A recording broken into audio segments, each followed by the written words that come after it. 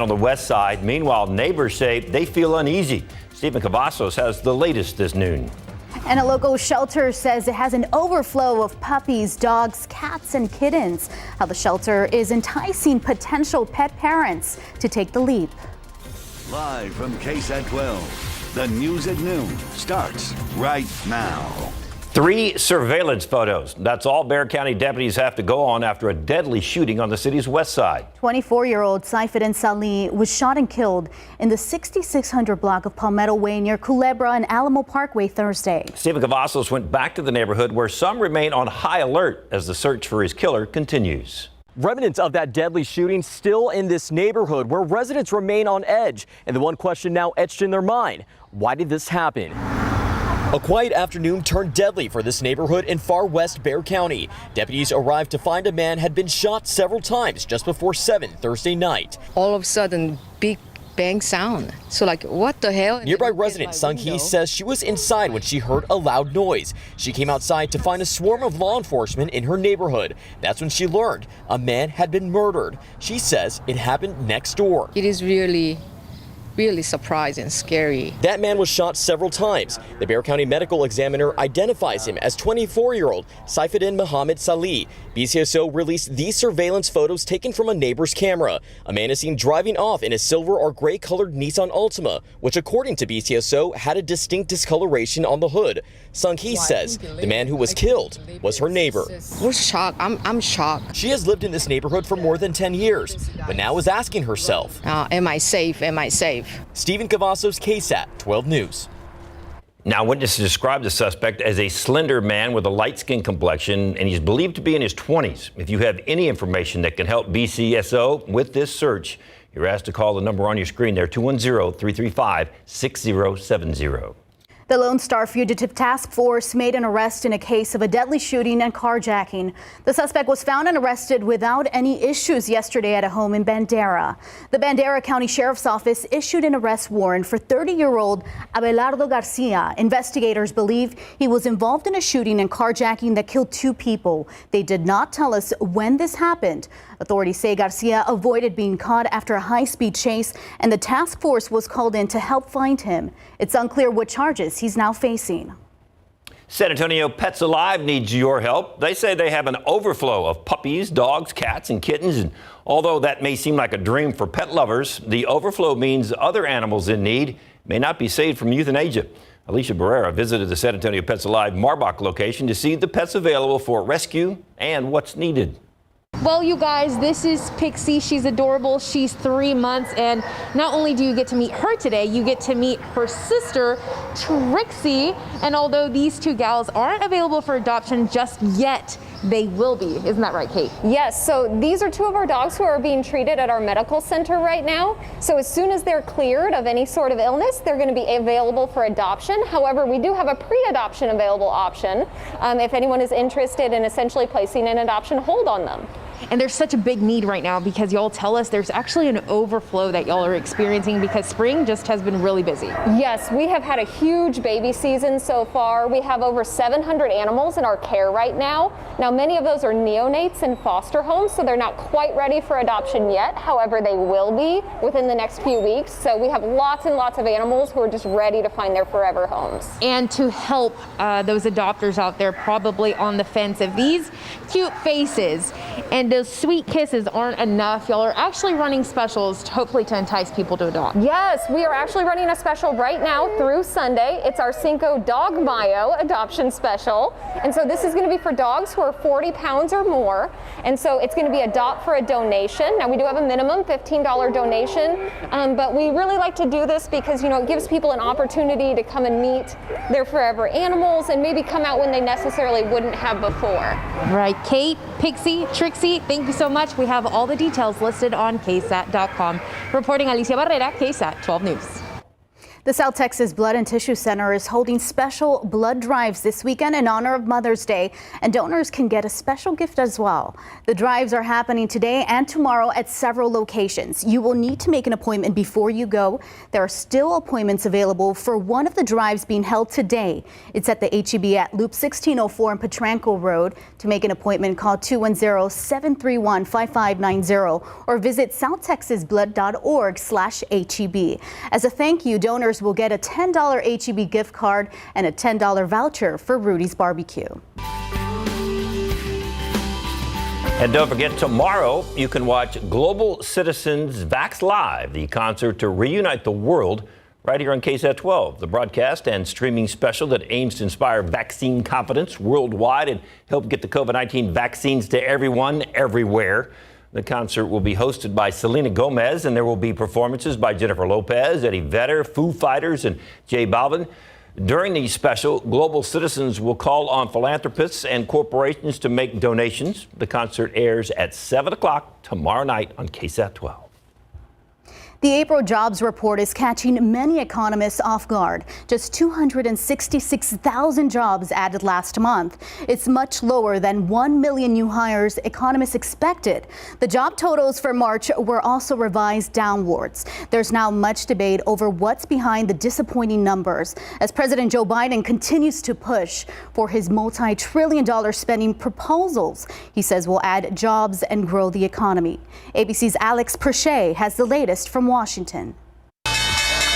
With the Biden presidency just over 100 days old, Americans are getting a new economic bellwether. The Bureau of Labor Statistics reports just 266,000 jobs were added in April. The unemployment rate is also slightly higher, 6.1%. Many employees are still fearful about the virus itself. They're afraid of getting sick. Childcare is a huge issue because schools in many places still are not in session. And then you have those enhanced unemployment benefits. That also is a reason people say they're not returning to work.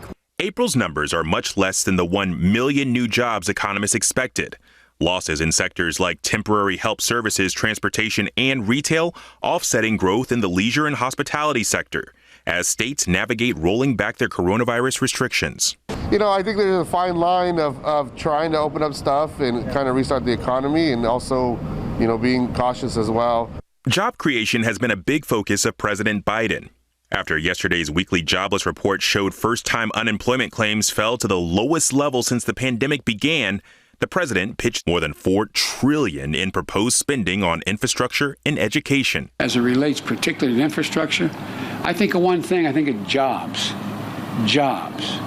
Jobs. Biden is planning to fund his multi-trillion-dollar ideas by increasing corporate taxes and raising taxes on Americans earning more than $400,000 a year. But Republicans reject that idea. Instead, they proposed a much smaller $600 billion infrastructure plan. Senate Minority Leader Mitch McConnell Thursday. I'm still hoping the administration will pivot to a more centrist position. I'm ready to compromise. What I'm not ready to do, I'm not ready to do nothing. Biden set to have his first White House meeting with the 4 congressional leaders, McConnell, House Minority Leader Kevin McCarthy, Speaker Pelosi, and Senate Majority Leader Chuck Schumer next week.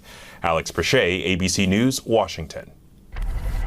Now to a recall alert to tell you about. A company is recalling hundreds of thousands of smoke detectors because they don't actually alert customers to fires. Affected models are made by Kitty and combination smoke and carbon monoxide alarms.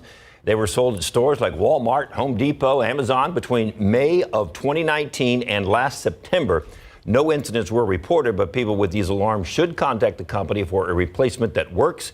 You can visit that website on your screen right there to submit a claim. The company promises to send replacements within 3 days of receiving those claims. Changes starting to arrive. More moisture over the weekend, maybe some storms next week. Your latest forecast is coming up. And we got some champions coming back home after the UIL State Championship track and field competition in 3A and 4A classes. Fiesta may be different this year, but the Party with a Purpose is adapting. How you can take part in a new event this year to show off your Fiesta spirit.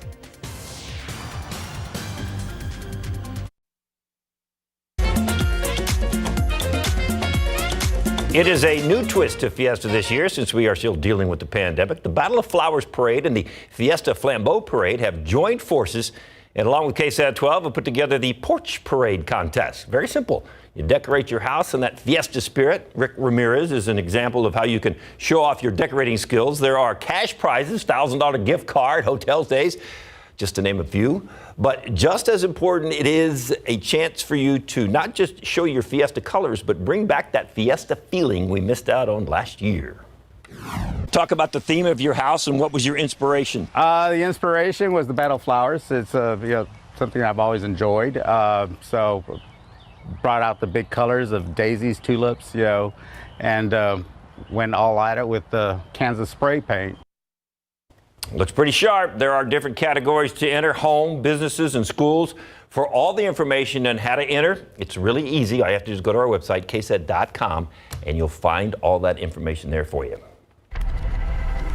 A Black History film series kicks off today right here in San Antonio. The free event will be outside the Cos House in La Villita starting this evening. The film When I Rise will lead the series with the story of Barbara Smith Conrad, a gifted singer and civil rights icon in her own right. You can take a look at the film schedule sponsored by the San Antonio African American Community Archive and Museum right now on KSAT.com. We were over at Rick's house this morning, live at 9. We were standing under trees. His whole house and front yard is like this big canopy of trees. Oh, it was nice. It's so colorful and beautiful. Whoa, temperature was just perfect. Perfect. The decorations look nice too. It was all good. It's exciting to see some of that stuff. The aquifer still doing okay. It's down a little bit, but we're looking at a good number here, 665.2. And in your pollen count, everything's low today. Molds, grass, pecan, all in the low categories. Doing good in the world of allergies there. Some chances for storms as we get into next week. We'll detail that forecast coming up.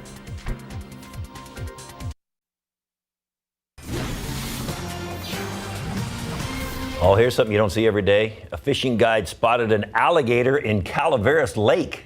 Many people may not be aware, but you can find alligators in Bexar County, and here's the proof. Travis Frank of San Antonio Fishing Charters took the video from a pier. He says the alligator, probably about 7 to 8 feet long. The Texas Parks and Wildlife Department says alligators are shy animals that prefer to keep to themselves. So if you see one, don't go up or try to feed it. Don't just leave them alone. Very shy. I wouldn't know what to feed them anyway. Yeah, don't do that. They would know what to eat. Oh, look at that hand. Exactly. Keep your distance. Exactly. Yeah, we've seen a few of those before out there, but it's always a sight to see. Yeah. Beautiful weather. If you are out fishing today, the sun is out. We're going to see another great day after we started off really nicely in the 50s and 60s again. The changes start to arrive tonight, though. I'll warn you there. Humidity will be back. Today, still quiet, near 90 degrees this afternoon. With that moisture surging in tomorrow, we'll get some drizzle to start, and then hot and humid conditions. Mother's Day especially, it looks to be hot and humid, highs in the 90s. Humidity will be high. It'll probably feel a little bit warmer than that actual air temperature. And then next week, some scattered showers and storms return to the forecast as a weak frontal boundary sinks into the area.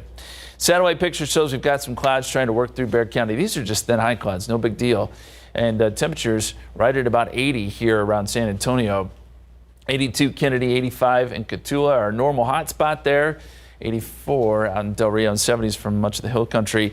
As you look out west, you will notice there are some light returns here. This looks like it would be rain, but most of this is probably not even reaching the ground. Way too dry at the surface. We're not going to get any rain out of this, but it will throw some clouds in our direction. Looks like a little disturbance rolling through there. High temperatures today, close to 90s. We mentioned 88 here in San Antonio, 89 in Pleasanton, and we'll see 90s down to the south and west. It'll be a warm day. Thankfully, the humidity levels aren't too high, but they are on their way up. Right now, we've got dew points in the 50s for the most part, and that's still in the pleasant category. But I think by tomorrow morning, we'll see those dew points rise into the 60s, even close to 70. What that's going to do is allow for some fog to develop, and then we may also see some drizzle on your Saturday morning that'll last to about mid-morning, maybe midday, before we see sun during the afternoon. And looking at the FUTURECAST visibility here, it does show these numbers coming down as we get into, say, 6 a.m. tomorrow morning. Visibility could be reduced in several spots, including here around San Antonio. So just heads up there. Here's what a forecast looks like long term. There are the clouds and the fog and maybe some drizzle tomorrow morning. And then tomorrow evening, this is around 8 o'clock, it does show a couple storms developing along the border. They would develop out in the mountains of Mexico. There's a chance they could hold together into Texas, but I think it's a low chance. Most everyone will stay dry tomorrow. Sunday, we start off with clouds yet again. And then by Sunday evening, frontal boundary to our north may produce a few showers and storms around Austin. At this point, again, I think chances here are low. Most of Mother's Day should be just fine. As we go farther in time, though, Monday, this frontal boundary moves down to San Antonio and sort of stalls out. This will give us the lift we need to get more showers and storms in the forecast. And I think Tuesday at this point may be our best shot at getting some downpours around here. We'll have to watch for a couple strong storms, too. It's that time of year where we could see some of that. Mother's Day forecast. Shout out to my mom and my wife for Mother's Day. Temperatures will be right around 88 degrees, partly cloudy skies, and we hope all the moms have a great Mother's Day. 88 degrees Saturday, 92 Sunday, and some chances for rain, as I mentioned, Monday, Tuesday, Wednesday, 30% Monday, 40% Tuesday, and 30% on Wednesday, guys. All right, thanks, Justin. Yep. If the Spurs are going to end this losing streak, it looks like tonight would be a golden opportunity to do that. Absolutely. The Kings are shorthanded. I want to say they're down 4 players. At least 2 of them are starters. But they've won 4 in a row with some of those guys missing. But still, this appears to be a good game for the Spurs to get as their brutal schedule continues. And Pop says Tim is more than just a Hall of Famer on the court. Coming up.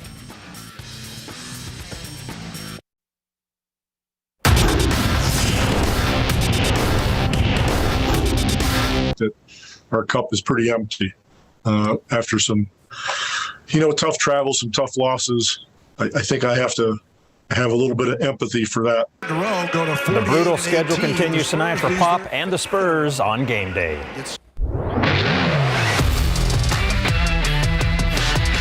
In desperate need of a win, the Spurs will face the Kings tonight, looking to snap their 5-game losing streak. The Kings have won 4 straight and sit 2.5 games behind the Spurs for the West Final play-in spot. Now, the Spurs haven't had consecutive days off since the All-Star break in early March, so it's no wonder Pop has empathy for his guys, which DeMar appreciates.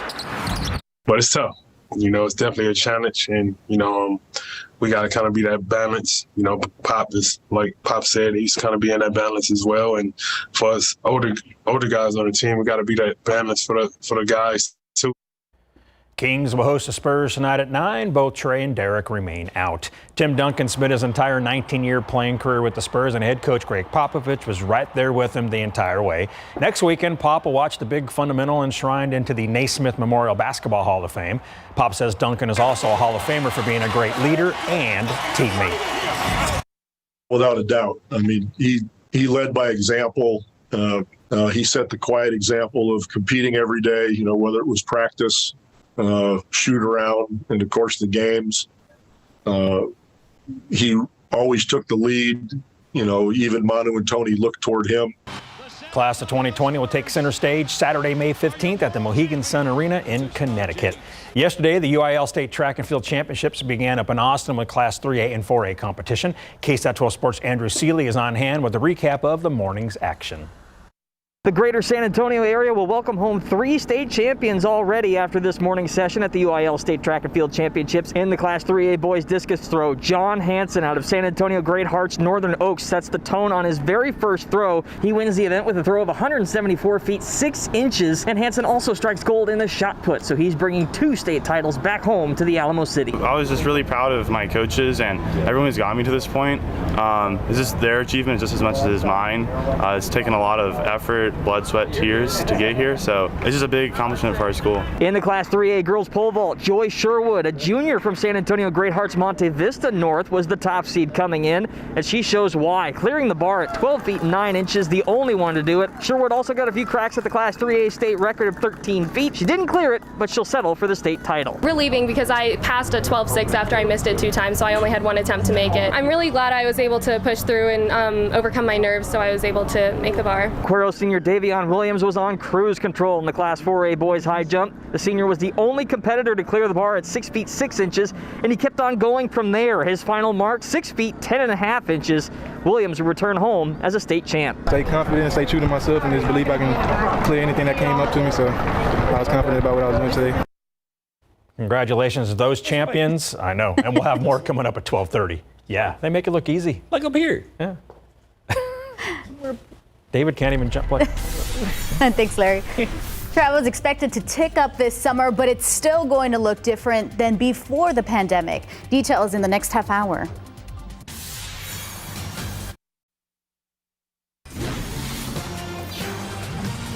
A federal grand jury has indicted the 4 former Minneapolis police officers involved in George Floyd's arrest and death, accusing them of violating the black man's constitutional rights as he was restrained face down on the pavement and gasping for air. 3 of the officers are charged with violating Floyd's right to be free from unreasonable seizure and excessive force. All 4 officers are charged for their failure to provide Floyd with medical care. Derek Chauvin was also charged in a second indictment stemming from the arrest and neck restraint of a 14-year-old boy in 2017. Across the country, Republican-led states are imposing strict measures they say are needed to help election security. However, Democrats are saying there is no problem in election security and there is nothing to be fixed. ABC's Mary Bruce has the latest. Well, across the country, we are seeing Republican-controlled states following former President Trump's lead, imposing strict new measures that they say are intended to boost election security. But Democrats say it's all trying to fix a problem that simply doesn't exist because there is no evidence of widespread voter fraud in the last election, despite former President Trump's claims. Advocates say it all amounts to voter suppression targeting communities of color and the disabled. Overnight in Texas, we saw them move to advance measures that could make them the most difficult state in which to cast a ballot. The measures there would prohibit election officials from mailing out unsolicited absentee ballots and grant broad powers to partisan poll watchers. 9 other states have now passed similarly strict measures rolling back voting access. In fact, just yesterday in Florida, we saw the governor there, a staunch Trump ally, make a big show of tightening their laws, signing a bill live on Fox News and shutting out all other media. Mary Bruce, ABC News, Washington. A forecast model predicts 185 million Americans will be vaccinated against COVID-19 by September. It's from the Institute for Health Metrics and Evaluation at the University of Washington.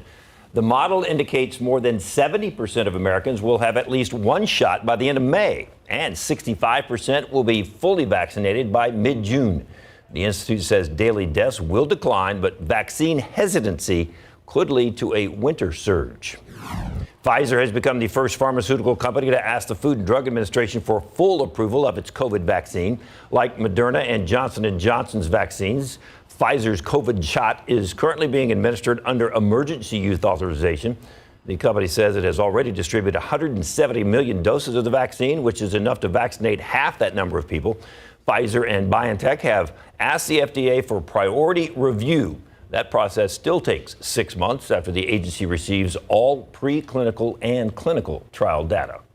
Today, a key World Health Organization panel is deciding whether to give a Chinese-made COVID-19 vaccine emergency authorization. The review by a WHO technical advisory group could pave the way for millions of doses of a Sinopharm vaccine to reach needy countries in the coming weeks or months. Apart from efficacy information, Sinopharm has released very little public data about its 2 vaccines. One was developed by the Beijing Institute of Biological Products and the other by the Wuhan Institute of Biological Products. The Beijing shot is the one that WHO is considering for an emergency use listing. The Japanese Prime Minister announced that Tokyo's state of emergency has been extended until May 31st. This comes after Tokyo's governor asked Japan's central government for an extension as COVID-19 infections are still too prevalent in the city. Tokyo is set to host the Olympic Games in July. Once again, outside with Live Cam Boy. It's so pretty out there today. I see little clouds, but man, if we just hold on to this till like late Sunday, Mom would be so happy. She would. I wish I could tell you that would be the case. It's still going to be nice, but temperatures are going to be a little bit warmer, and it's going to be a little more humid. Those are the two factors we have headed our way. Hopefully, though, that leads to some rain next week. High temperatures today will be in the 80s here in San Antonio, upper 80s, and then some 90s Del Rio down to Laredo. Most of Texas, though, still enjoying some pretty nice weather. Dry air and mostly cloudless skies, except for a few clouds tracking through some of our western counties. And this will move just north across the whole country, bring us a little bit of high cloudiness, but not going to shroud out the sun all that much. We'll still see plenty of it. Now, I mentioned the rain chances next week. Here's how they stack up, at least right now. 30% chance Monday, 40% chance Tuesday, and a 30% chance Wednesday. We're going to see a frontal boundary sort of sink into the area and more or less stall, and that should give us a couple days of some rain chances, some downpours, and hopefully some more beneficial rain around the area. 88 degrees today, 85, 7 o'clock. We'll be down around 75 if you have evening plans. It looks great, but we will deal with some fog and some drizzle by tomorrow morning, guys. Thanks, Justin. Experts say summer travel is going to tick up significantly this year. But don't grab your passport just yet, because most Americans are keeping their vacations closer to home. CNN's Pete Montine has the details. Hui Zhang says she needed a reset from working from her home in Washington, D.C. for more than a year. So she booked this weekend getaway in rural Virginia, close enough to drive because she thought flying was too risky. I just need to pause a little bit. I just want to refresh my mind. Pretty much booming. It stays booked just about every night. Joan Holvey runs this centuries-old cabin now rented out for 16 weeks straight on Airbnb. Just the latest example of a summer travel season that could feel more like before the pandemic. The U.S. Travel Association says 72% of Americans will make at least one trip this summer. It's very close to what we normally find. We find going this summer, 75 to 80% of Americans say they're planning on taking a trip away from home. This summer is going to be really a comeback for travel. While the CDC relaxed its travel guidelines for those who are fully vaccinated, overseas flights and Caribbean cruises are still bogged down in pandemic restrictions. That's why experts say prepare for the summer of the road trip. I've had people call me and said, I've just got to get out of the house. You know, I've got to get Tim out and he's driving me crazy. Gas prices are already going up, in part because demand for driving is coming back. The average price for a gallon of gas has increased 60% in the last year, in some places as high as $4 per gallon. While summer travel is not going to be what it was in 2019, it's not going to exceed pre-pandemic levels. It's going to be close. KOA Campground says this year's bookings are 20% higher than 2019. Yosemite National Park is so popular that it's now requiring reservations. And in Hawaii, rental cars are in such short supply that some have taken to renting U-Hauls instead. One study says the top destinations include beaches and cabins like this one for a summer travel season that's about to look like no other. You can't get a rental car, you can't get an RV these days, and people are taking to the roads in the good old American road trip.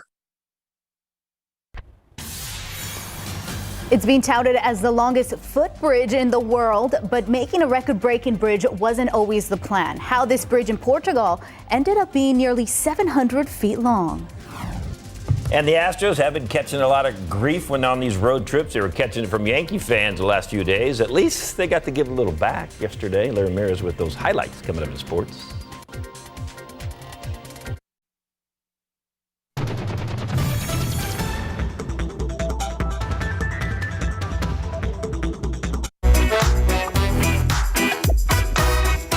Hello, everyone. This is your Daily Tech and Business Briefing from Cheddar News.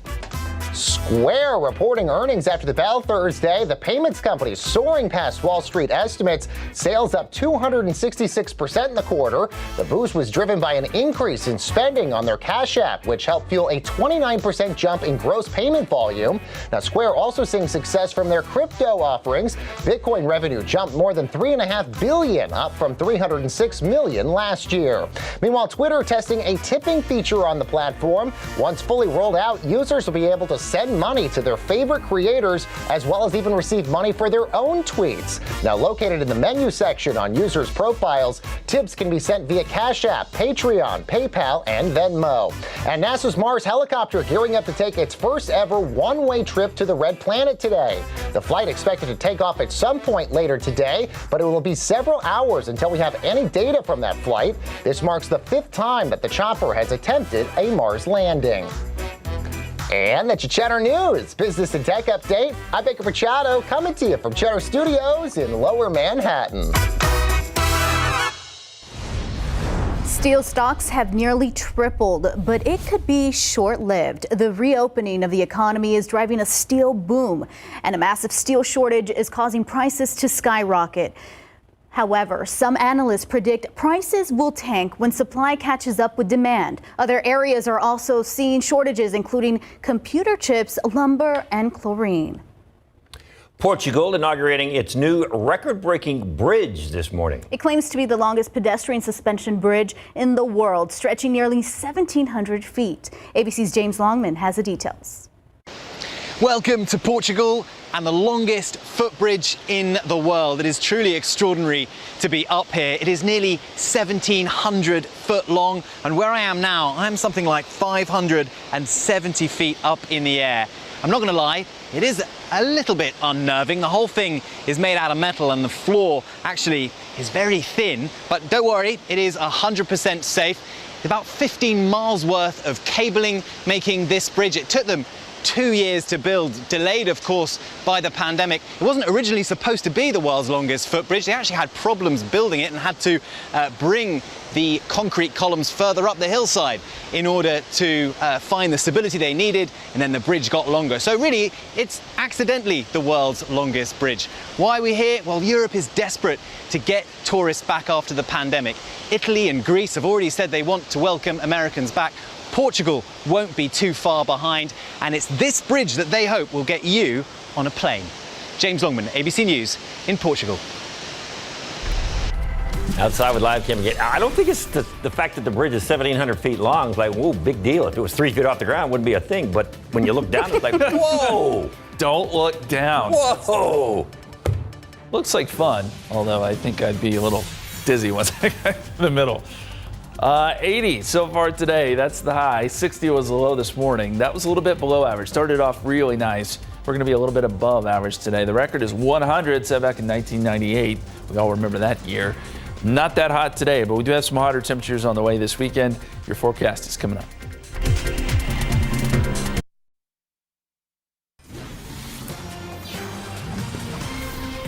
Welcome back. 84 degrees outside. Beautiful, beautiful, beautiful, Nice. beautiful. Need it to last. There's a lot of pressure on you, Justin, especially all the mothers out there are hoping for great weather. Well, look, it's not going to be bad. It's just going to be a little more hot, a little more humid. But we can deal with it. It's not going to be like it's in the triple digits or anything like that. But we're thinking low 90s for Mother's Day. This morning, though, another fantastic morning. We had 3 mornings in a row where we were right at about 60. You really can't beat that this time of year. Kerrville and Fredericksburg were once again in the low 50s. Yesterday, they were in the 40s, but 52 is nice as well. We've had clear skies most of the day. Here's a look at the time lapse. There were a couple serious clouds that worked across the sky, but all in all, lots of sun, and that's pushing temperatures up now to 80 degrees. Dew point is at 58. That number tried to rise a little bit this morning, but so far we're staying in the comfortable category. Notice the winds, though. Southeasterly at 8. It's an indication that we are starting to see the wind switch around, and that moisture is going to come back in on that southeasterly wind. 83 Pleasanton, 81 in New Braunfels, 80 Bulverde, 80 right now in Rio Medina, and 77 in Tarpley, 85 Cotulla, again the warm spot, and 83 right now in Kennedy. Dew points are in the 50s, but as we go forward in time here, we'll fast forward to tomorrow morning, dew points are now in the 60s and 70s, so it's sticky out there. And often when we get a surge of moisture like that, the dew point and temperature get close together and you start to get fog and you'll get some drizzle, and I think that's exactly what we'll be dealing with tomorrow morning. So just a heads up, the roads could be a little bit damp to start, but I think by the afternoon we'll see partly cloudy skies, and dew points will fall off a little bit tomorrow afternoon, but still enough there to where you may feel it. Forecast for the rest of today, into the upper 80s, southeasterly winds 5 to 10, and then we'll drop off into the 70s tonight. It will not be as cool tomorrow morning, obviously, with that added moisture. Visible satellite picture shows we've got an area of high cloudiness working through. It's just some off and on thin clouds. There are some showers trying to show up out across the mountains, or to our west at least, but this is probably not even reaching the ground. Not an issue. Maybe a little piece of energy stuck in there underneath our ridge-of-high pressure, which has kept things pretty quiet for now. But this pattern does change a little bit as we get into the weekend. And there's going to be a storm system to our north that helps to push a front south, and that should arrive by Monday into Tuesday and enhance our rain chances. So tomorrow morning, clouds, a little bit of drizzle, a little bit of fog, and then by the afternoon, we're going partly cloudy. This model does show a couple of storms coming off the mountains out in Mexico. Possible, but they shouldn't hold together very long. But Del Rio, Eagle Pass, you'll need to watch out for a storm or two tomorrow evening. And then Sunday morning, some clouds to start, plenty of sun by the afternoon. There is a frontal boundary that'll start to come in from the north, so there could be a couple of showers or storms along I-35, I'd say Austin north. But here in town, Mother's Day should be quiet. As we get into Monday, that front sinks south into our area. This is when we start to see a little more coverage of rain, and then it pulls up stationary. And in fact, I think Tuesday may be our best chance for some showers and storms. And I'll stick around on Wednesday too. I mentioned Mother's Day. Again, quick shout out to Mom and my wife for Mother's Day and all the moms out there. 88 degrees, the expected high temperature. 88 Saturday, 92 Sunday. Rain chances 30% Monday, 40% Tuesday, 30% Wednesday. Temperatures will be in the 90s Sunday and Monday, but they should cool off some with that frontal boundary in place. In fact, we could be in the low 80s by Wednesday, guys. Thanks, Justin. We'll take the pressure off of Justin and put it on the Spurs. Mom would like to have a Spurs victory for Mother's Day. Absolutely. Come on, go Spurs go, right? Let's get a victory for the moms. Hey, Trey Jones, Devin, and Luka, some of the young guys are getting more playing time, specifically the other night at Utah on that ugly loss. And we'll take you back to Austin for UIL State Track and Field Championships coming up.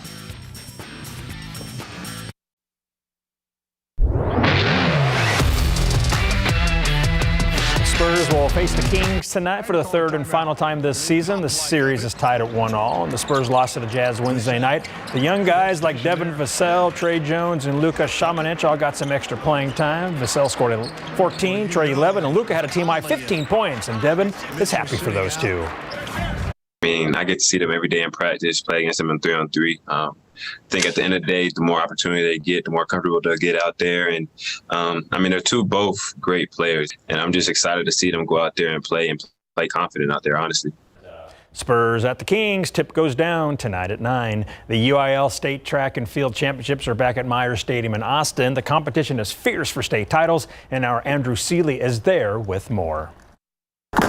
The evening session of the UIL State Track and Field Championship started with a bang for athletes from the greater San Antonio area. Class 4A boys 110-meter hurdles, Wimberley senior Christian Marshall didn't get off to the start that he wanted, but he closes strong, chasing the field down to win in 14.27 seconds. I just saw him in the corner of my eye, try to get up to speed as fast as I could, get my foot down. It's probably one of the best things at our school to come out as a student athlete and get first place. A few events later, boys 400-meter dash features a breakthrough moment for Goliad senior Cutler Zamzow. 2 years ago, he was a state finalist. Last year, his season was cut short by COVID, and this year he's a state champ, finishing first in 47.87 seconds. Too long, a year too long. I had a dream about 800, 400, 200, but life gets in the way, you know? Yeah, I know. So that's definitely the one that I wanted. It was a big day for the Tigers. Class 3A girls 300-meter hurdles, freshman Kyla Hill torches the field, winning in 42.95 seconds. That just adds to her medal total. She finishes with a gold and 2 bronzes in 3 individual events, and she even anchors the Tigers 4x400-meter relay to a state title. Definitely means a lot to me as a freshman. I was really excited, and this really means a lot. Last but not least, Post junior Wyatt Hoover added to his medal count with a 3rd place finish in the 1600-meter run.